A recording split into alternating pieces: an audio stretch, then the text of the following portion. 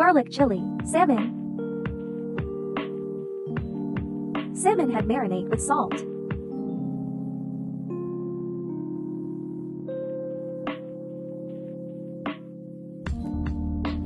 Chop the capsicums.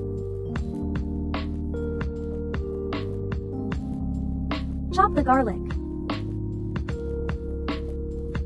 Chop the chili. Slice the ginger. Cut the spring onion.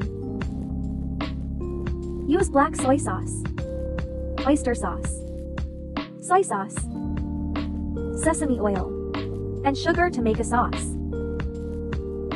We use to collection, 2,400 milliliters hot pot. Add in some oil.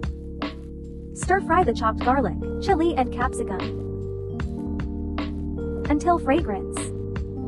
Lift out and set aside. Layer the bottom with spring onion and ginger slices. Place the salmon fish head. Some Enoki mushroom. Spread the stir-fried chili on top. Some dried chili. Pour on the sauce. We use combi oven to steam it.